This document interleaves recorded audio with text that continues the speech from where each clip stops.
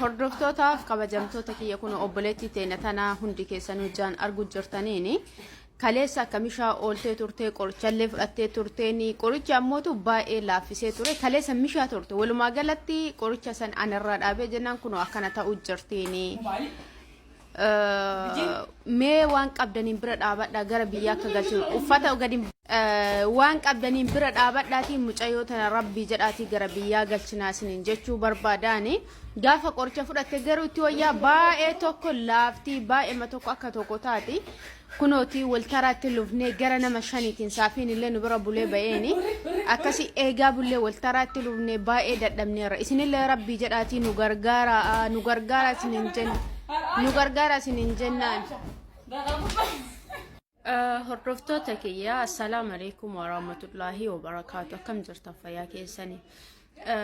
ollaan nagaa bultee beekaa akkatti bulee abbatu beekaa jiran haala ulfaataa fi haala baay'ee rakkisaa keessa jirraani obboleetti teenna tana kaleessaa dheenga daddawaa kenneefi ture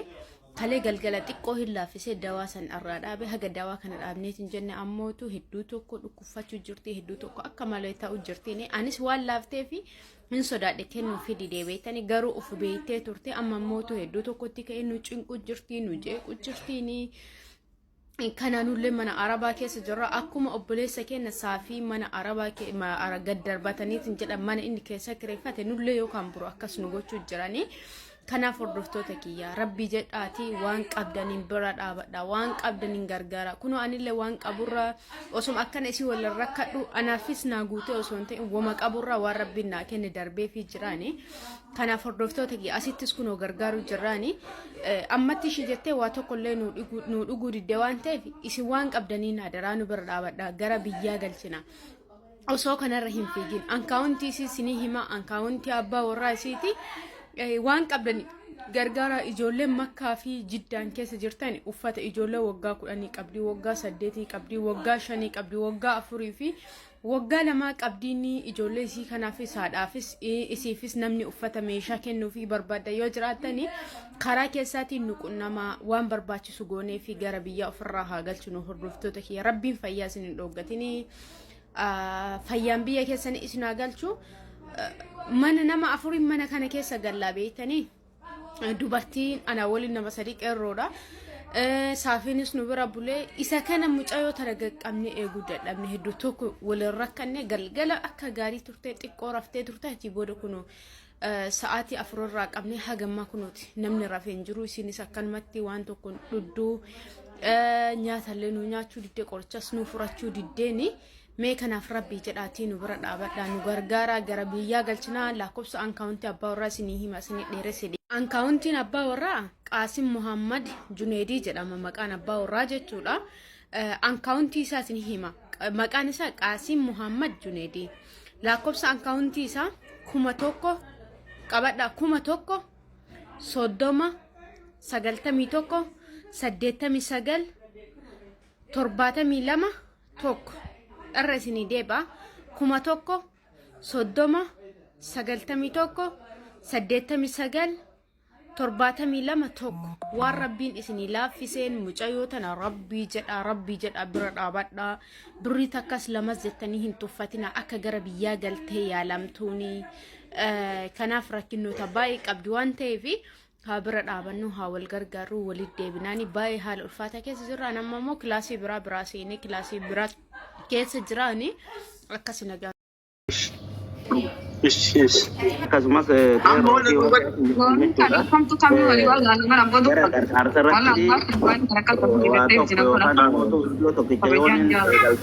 maal jetta qeerroo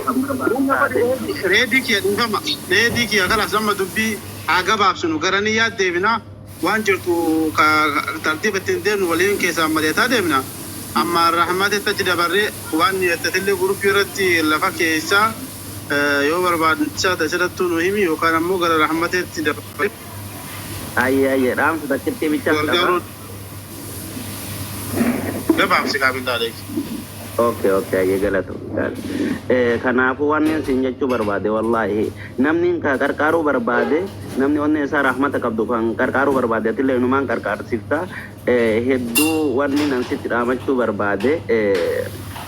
viidiyoo isii tokko yeroon argu wanni yaani hedduu haadhalleen rukkubaan ta'eef garaanni badanamni ijoolleen qabdee jala qabdi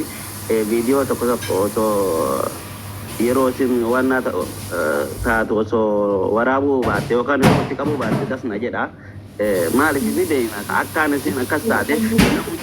naani beekna viidiyoo waruu qabi jechuu barbaade wallahi rabbumaa osoo viidiyoo akka isin taatu guutuu waraabuuti wallahi kiya guutuu wala dhagaye mana kiya kana guutuu funyaa qabadhaa deema algaan kiya guutuu funyaa qabadhaa deema algaa kiya rarrafan funyaa qabadhaa deema ni beekna waan jiru guutuu osoo viidiyoo gadi baasuuti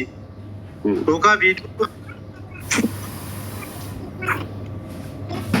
osoo jawwaala kiyaanuu ka waraabuuti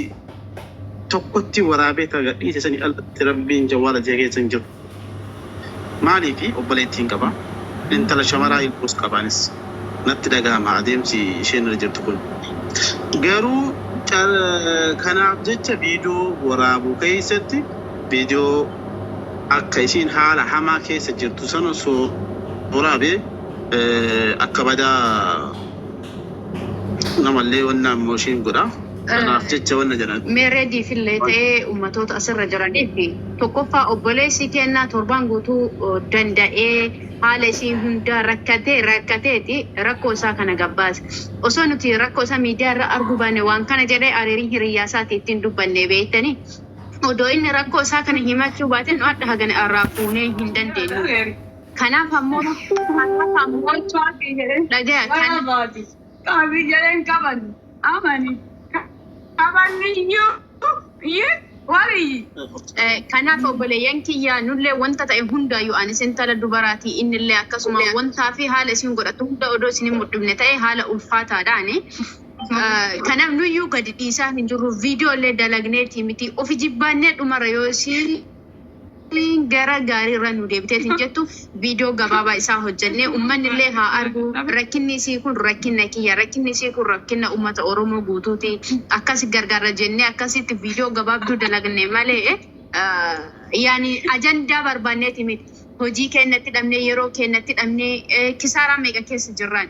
manni kun mana keenya keessa hin jiru mana arabaa keessa jiran hin sirbitii hin wacii hin iyyitiin nutumti isa kana odoo shortaa nuuf fidanii jennee ufi qabnee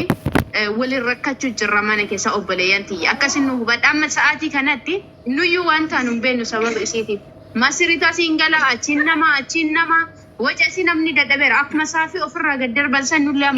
gannu darbuuf deemanii hin beeknu maaltu iyyaa mana kana keessaa maaltu waca maaltu jira jedhanii osoo fidanii foolanii nufattashiisanii waan taanu hin beeknu beektanii sodaataatuma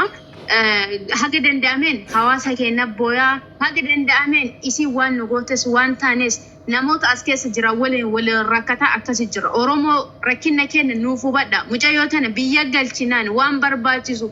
waan danda'ame hingoonaa godhaa jirallee hingoonallee godhaa fi rabbi jedhaati biyya kennu deebisaanii ani waan biraa waan jedhu qaba.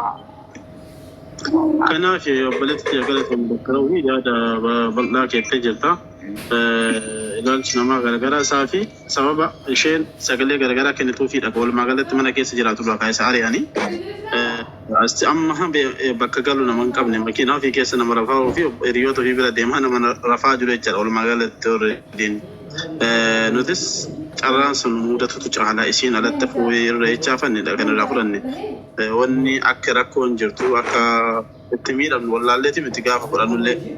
osoo beeknu fudhanne obbolummaa fi namoomatu waliif caala waan jedhu irraa kaaneeti ammaan reedii atis ta'e namoonni kun bifa kanaan fudhadhaa lakki vii'oonnaan akkanatti baaftanii fi hin kadhatin haa akka jettan taate kunuuti yoo teessan nurraa fuudhaa nullee miidiyaa kallattii isin gargaaraa taniin waan qabnu kiisii teenaan hin gargaarraa akkasitti wajjin achuu barbaada walatti. Dhugaadha beektan. Dhageettee reedii? Itti gaafatamummaan hawaasni Oromoo bal'aa qabu fi gaafatamummaan reediin qabuudhaan. Mucayyoon dhugaadha akkuma Oromoon bammaa tokko ballee ittaanuu hidhan jedhanii mucayyoo teessanii isinitti finnaa amma isaa kanaa barbaaseen finnaa waan dandeenyu akka nama kamiituu kiisii teenaan hin gargaarraa viidiyoon isii dhugatti Oromoo gargaartuu feetan beektanii akkanattu garaa laaftee fi gargaaraa jirtu akkaataa ishiin itti jirtu kanatti WhatsApp namni nama gargaaru lakkoofsaan muraasaadha yeroo hedduu itti gargaarsaa illee turre waan ta'eef jira. Kanaaf yoo lakki akkasitti gaarii itti qajettan taate wanni nuti barbaannu caaltuun gargaarsiiti. Akkaawuntiin nuti itti gargaaru tokkuma deemsisa. Kanaaf hundi keessanuu haala sanii wadhaati dayyoo akkasitti irra wayyaa dhawetan taate amma isinitti finnaa haala sanii fuudhaa jechuu barbaadareeti. Okay. Lakki ani bara ni beeka wallahi akkaan namni as keessa jiru keessa namni yookaan garaa laafu nama takka nama lama dhugaadha. Isinleen immoo akkaan isin cinqituu fi akkaan isin cinqaa jirtu wallahi ni beeka namni rakkatu malee waan biraa dhiisiti obboleessa keenya saafirraayyuu hin fuutaan isin osoo viidiyoon kun hin bahin dhugaadha. Isaan deessu mana yaada kana jechuun amma hin jedhe tariiti nama tokko jira sanumaaf hin jedhe walumaa galattuu dubbiin nama galti. Isi wajjin cinqamtanii rabbiin jazaa keessan isin haa kafalu. Namni namaa kafaluu hin danda'u obboleessa kiyya. Sagaleen hin jiru seha.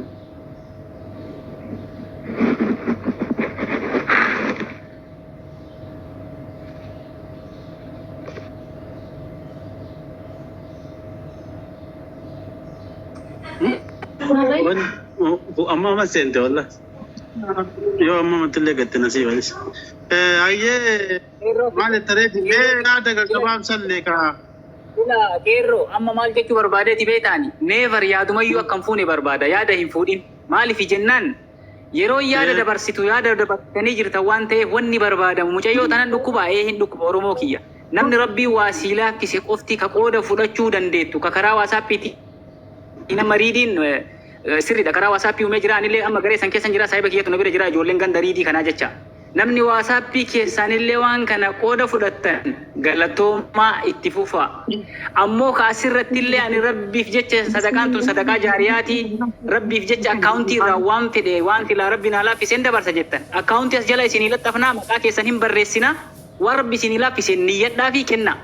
wanni amma nuti deemu qabnu gara gartee kennaatti haa deemnu arjooma malee yaada takka namarraan fuudhinii isin jira obboleessa kiyya anillee barreessaa jira warra waa kenna. Tole galatoomuun faadhu baabaki. Amma waliigallee reedi. Waliigallee jira laa anillee irraa deebi'eeti jechuun akkuma waan ati siimuu barbaade malee ni beeka akka hunda wallaahi akkaan isin kana caalaa cinqamtan ni beeka. Faatumaa Hussein. Faatumaa Hussein. Qarqaarsuun barbaachisa waan ta'eef qarqaarsatti nuun deebi'aa qeerroo fi. Faatumaa Hussein. Faatumaa meetii irraa ka'e kaa. السلام عليكم. وعليكم السلام ورحمة الله وبركاته. تكون بيارا نقد. نجا سكاليك والكبي وان تجر ورجاجر تا مي وان تنقر قارتماك. أرجع كنا نجوا قلة شطارة بكي أقول كل في ديننا قرقارا. ورّينا قرسيسنا فيديو ورابنا جتني. يادة كمبر بان فاطمة تنا نيفا ما يادة كمبر بان أما كلتين قرقار سكو فرد جرا نيفا مقدّا. كلتين قرقار دالله أنا سافين بيكا سافين إسمه بيكا وان تيفي إن شاء الله سافتني ما أشيكم عشان توبيا أنا لا داك إن شاء الله. طول الفا دوغرتهم ربي يا دام مرادك إن كيسي أقول فاطمة تنا إمرأة قبضة Tole ini cara, namanya cara dubbata. Isinitti kufa hin qabataa jira nama waa kennu guutuu sajjalaa jira. Makkiya hin erganne akkamitti galcha Khadija hin erganne akkamitti galcha ergadha namni Miss Ethiopia.